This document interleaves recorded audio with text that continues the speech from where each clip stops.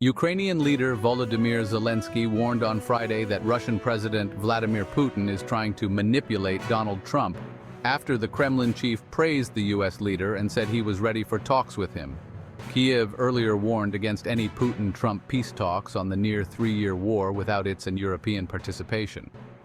He wants to manipulate the desire of the President of the United States of America to achieve peace, Zelensky said in an evening address on social media.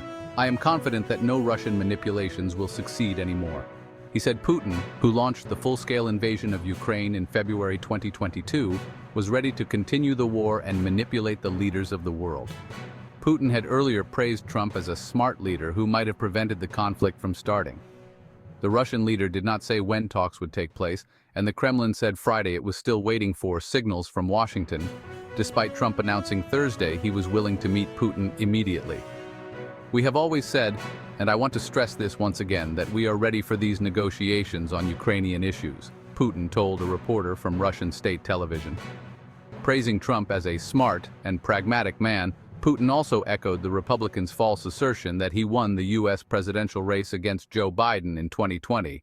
I cannot but agree with him that if he had been president, if his victory hadn't been stolen in 2020, then maybe there would not have been the crisis in Ukraine that emerged in 2022, Putin said. Pressure from Trump. The conflict in Ukraine has brought relations between the two nuclear powers to their lowest point since the Cold War.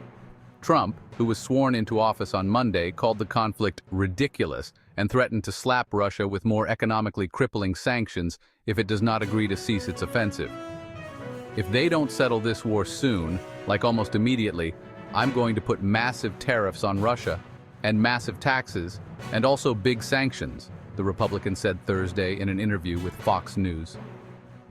Speaking at the same day at the World Economic Forum in Davos, Trump threatened to ask Saudi Arabia and OPEC to cut the price of oil, saying, if the price came down, the Russia-Ukraine war would end immediately.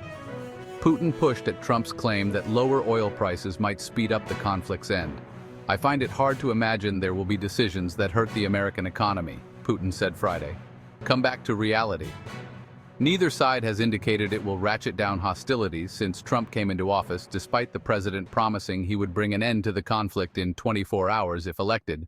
He wants to negotiate the fate of Europe without Europe, and he wants to talk about Ukraine without Ukraine, the head of Ukraine's presidential office, Andriy Yermak, said. This is not going to happen.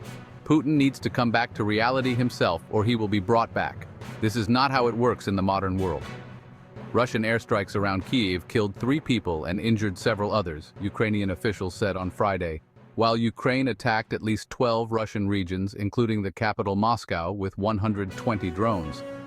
The Kremlin has launched almost daily drone or missile attacks at Kyiv since sending in troops into Ukraine in February 2022, ostensibly targeting military and energy facilities. 3 people were killed in an enemy attack in the Kyiv region, the emergency services said in a statement on social media. Fragments of a drone had struck a 10-story residential building after the head of the region said a private home had also been hit, it added. Black smoke billowed from a residential building damaged in the strike as rescue workers hauled out the bodies of the victims. Official images from the scene showed. In Russia, the Ukrainian military said it launched an overnight drone attack striking an oil refinery, power station facilities, and an electronics plant. State media said a microelectronics factory had halted work after 6 Ukrainian drones damaged production and storage facilities in the Bryansk region.